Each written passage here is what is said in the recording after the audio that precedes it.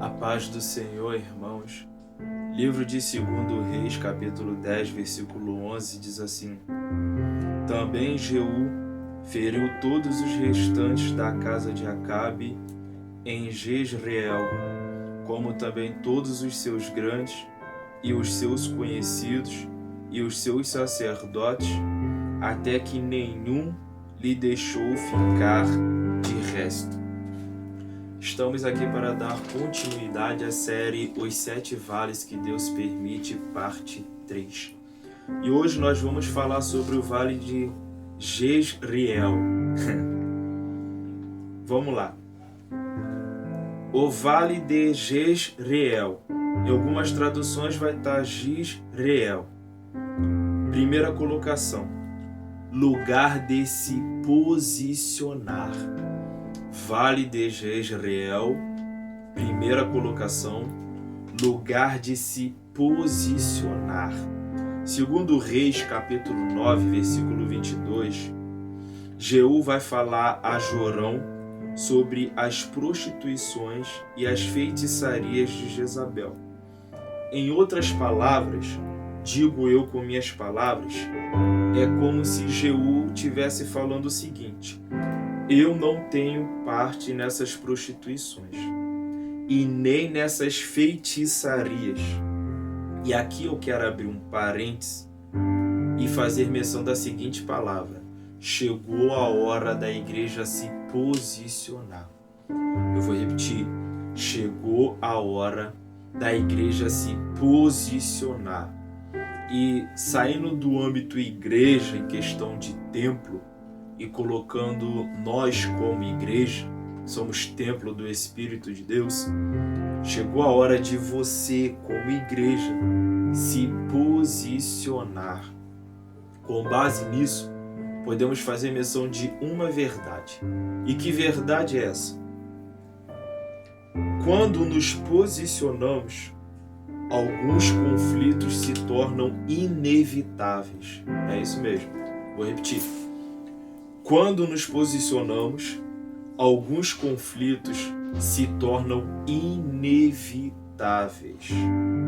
Bem verdade não é uma regra, mas acontece em alguns lugares que existem pessoas que evitam adotar ou assumir determinados posicionamentos justamente para evitar conflitos. Mas esta palavra está dizendo: chegou a hora de se posicionar. E quando nos posicionamos, alguns conflitos se tornam inevitáveis. Alabado ao céu. Vamos lá. O Vale de Jezreel. Segunda colocação. Lugar de cumprimento de palavras proféticas. Havia uma palavra profética liberada sobre a vida de Jeú. E havia também uma palavra profética de juízo liberada sobre a casa de Acabe e sobre Jezabel. Eu me atrevo a dizer, no meu pouco entendimento, que ninguém seria capaz de frear, de parar ou de segurar Jeú enquanto a palavra profética que foi liberada sobre a vida dele não se cumprisse. Porque prove a Deus escolher Jeú para ser o agente da sua vingança. E lá na frente você vai entender melhor isso. Vamos lá. O Vale de Jezreel. Terceira colocação. Lugar da vingança do Senhor. Segundo Reis, capítulo 9, versículo 7. E ferirás a casa de Acabe, teu senhor, para que eu vingue o sangue de meus profetas, os profetas e o sangue de todos os servos do Senhor da mão de Jezabel. Eu vou repetir. Segundo Reis, capítulo 9, versículo 7. E ferirás a casa de Acabe, teu senhor, para que eu vingue o sangue de meus servos, os profetas, e o sangue de todos os servos do Senhor da mão de Jezabel. Ou seja, terceira colocação, Vale de Jezreel, lugar da vingança do Senhor. Romanos capítulo 12, versículo 19, diz assim: não vos vingueis a vós mesmos, mas dai lugar à ira, porque está escrito: minha é a vingança, eu recompensarei, diz o Senhor. Hebreus capítulo 10, versículo 31. Horrenda coisa é cair nas mãos do Deus vivo. Note que Deus escolhe Jeú para ser o agente de sua vingança. Ah, irmão Cleito, Deus é vingativo? Não, Deus dá a cada um conforme as suas obras. O versículo que acabamos de ler, ele é bem claro de explicar o porquê que Deus levanta Jeú para abater de forma tremenda a casa de Acabe e de Jezabel. Deus agora quer fazer Acabe e Jezabel experimentar da colheita de tudo aquilo que eles plantaram quando se levantaram contra os servos e os profetas do Senhor. Ainda dentro dessa terceira colocação, que o lugar da vingança do Senhor, não faça como Sansão, não tenha um coração vingativo, não queira promover ou fazer vingança com as suas próprias mãos, com suas escolhas, com suas decisões, com suas atitudes, mas entrega nas mãos de Deus a vida de todos aqueles e aquelas que ousam se colocar como seus adversários. Vamos lá. O Vale de Jezreel, quarta colocação, lugar de aniquilar tudo o que é contrário à palavra de Deus. Eu vou repetir. Quarta colocação, lugar de aniquilar tudo o que é contrário à palavra de Deus. Depois que a igreja se posiciona, aquilo ou aqueles que são contrários às boas obras logo se manifestam. Lembra da primeira colocação, que quando nos posicionamos, alguns conflitos se tornam inevitáveis? É justamente isso. Nós vamos ver Jeú exterminando a casa de Acabe, Jezabel e de seus descendentes. Com base nisso, podemos fazer menção de uma verdade, guarde isso.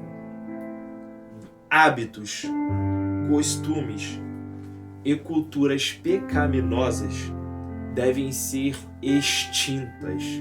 Eu vou repetir. Hábitos, costumes e culturas pecaminosas devem ser extintas. Devem ser extintas da sua vida, devem ser extintas da sua casa, devem ser extintas da sua família, devem ser extintas do templo. Quando eu digo templo, igreja. Hábitos, costumes e culturas pecaminosas devem ser extintas do templo do Senhor, da casa do nosso Deus. Vamos lá. Vale de Jezreel. Eu vou pegar aqui a minha Bíblia para nós lermos Josué capítulo 17. Josué capítulo 17. Vou abrir aqui rapidinho. Josué capítulo 17, versículo 16 ao 18. Josué capítulo 17, versículo 16 ao 18, diz assim: Então disseram os filhos de José: as montanhas nos não bastariam, também carros ferrados há entre todos os cananeus que habitam na terra do vale, entre os de Bet-Sean e os lugares da sua jurisdição. e entre os que estão no vale de Jezreel. Então Josué falou à casa de José, a Efraim e a Manassés, dizendo: grande povo és e grande força tens, uma só sorte não terás. Porém as montanhas serão tuas, e pois que bosque é, corta-o, e as suas saídas serão tuas, porque expelirás os cananeus, ainda que tenham carros ferrados, ainda que sejam fortes. E aqui caminhamos para o final. O Vale de Jezreel, quinta colocação. Lugar de requerer o que é teu. É exatamente sobre isso que nós acabamos de ler em Josué capítulo 17, versículo 16 ao 18. Quinta colocação, Vale de Jezreel, lugar de requerer o que é teu. Presta bem atenção nessa palavra que talvez isso fique um pouco complexo agora. Não tenha medo ou receio de requerer aquilo que é seu por direito. Se você tem direito, se é seu, se você tem direito, você tem direito de lutar por aquilo que é seu. Agora preste bem atenção, não queira travar batalhas que não é para você travar. Existem coisas que não é você que vai fazer, mas é Deus que vai fazer. Então, antes de pleitear por algo, antes de brigar ou lutar por algo, precisamos buscar em Deus o conhecimento, a sabedoria, se devemos ou não, porque poder e dever são duas coisas totalmente diferentes. Explica melhor, eu vou explicar. Existem coisas na nossa vida que é apenas aparente perda, mas não é verdadeiramente uma perda. A primeira passagem bíblica que eu vou usar para te ajudar a entender o que eu estou querendo dizer, existe um período na vida de Sansão que ele vai ser amarrado, e enquanto ele está sendo levado amarrado, seus inimigos estão cantando e se alegrando, porque Sansão está tendo uma aparente derrota, Sansão está tendo uma aparente perda, mas a Bíblia vai dizer que o Espírito do Senhor veio sobre Sansão, e Sansão facilmente ele se soltou daquelas armaduras, e como muitas outras vezes já tinha ocorrido, ele saiu vitorioso sobre aqueles que se colocaram como seus adversários. Para você entender um pouco melhor, a viúva de Serepta, o profeta pediu água, se eu não me engano, e bolo, né? Pão para comer. Ela explica para ele a situação, mas ainda assim faz. Só que a refeição que ela tinha era apenas para ela e para o seu filho. Ou seja, provavelmente, né, quem é pai e quem é mãe vai concordar que provavelmente ela abriu mão do dela para dar para o profeta. Mas a do filho ela reservou. Só que ela não teve uma perda. Ela escolheu perder porque com Deus, às vezes é necessário perder para se ganhar. Mas não necessariamente essa perda é uma perda literal. Existem perdas que são apenas aparentes. Por quê? Aparentemente ela perdeu. Ela escolheu e decidiu abrir mão para que o profeta viesse ter. Mas a Bíblia vai dizer que o profeta liberou uma palavra sobre a vida dela. Se não me falha a memória, ele profetizou que a farinha da panela não acabará e o azeite da botija não faltará até o dia em que o Senhor trouxe a chuva sobre a terra. E diz a Bíblia que comeu ela, a sua casa, seu filho e o profeta durante muitos dias. Da farinha da panela não acabou e o azeite da botija não faltou até o dia em que Deus enviou chuva sobre a terra. Por quê? Por causa da palavra profética que foi liberada. Então, ela não perdeu, ela escolheu perder, ela entendeu que era necessário aquilo, mas ela não teve uma perda. Por quê? Porque quando a palavra foi liberada, automaticamente não faltou refeição. Então, eu posso afirmar, segundo o texto bíblico, que ela escolheu perder e entendeu que às vezes é necessário perder para se ganhar, mas que aquilo não foi uma perda de fato, mas foi uma perda aparente. ela decidiu no coração perder e estava pronta para perder.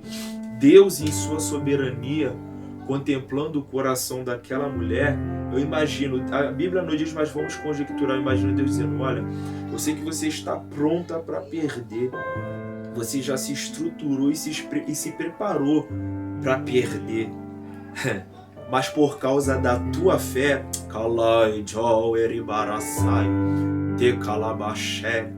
eu estou anulando a perda. Oh, aleluia, glórias ao Eterno.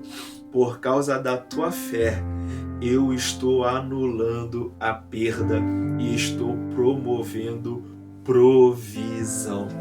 Glórias a Jesus. Então, eu espero que com essa palavra fique claro que existem batalhas que não sou eu que vou guerrear, que não é você que vai guerrear. A Bíblia vai dizer que Josafá, ele se preparou para uma batalha, ele se preparou para a guerra, os seus subordinados também, mas ele também buscou a Deus. E como resultado, a Bíblia diz que Deus falou para ele assim: nessa peleja não tereis que pelejar.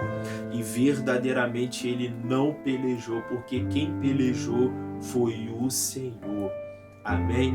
Então temos que sim que lutar por aquilo que temos direitos, mas sabendo se é ou não da vontade de Deus que nós viemos a entrar nessas batalhas, que nós viemos a realmente pleitear essas causas. Precisamos estar alinhados com Deus para saber se essas batalhas somos nós que vamos travar ou se é Ele que guerreará por nós. Amém? Feche os teus olhos, vamos orar. Pai, sobre esta palavra nós pedimos que o Senhor nos dê a sensibilidade de discernir em qual guerra, em quais guerras, em quais batalhas nós devemos entrar ou não. Em nome de Jesus, Senhor, nós queremos entregar nas suas mãos o nosso coração, que o nosso coração seja livre de qualquer sentimento de vingança, que o coração deste homem, desta mulher, seja um coração voltado para a sua palavra e que através dessa palavra venha sobre nós um despertamento, que chegou a hora de nós, como igreja, nos posicionarmos para vivenciarmos um novo tempo. É o que nós te pedimos e te agradecemos em nome de Jesus. Amém.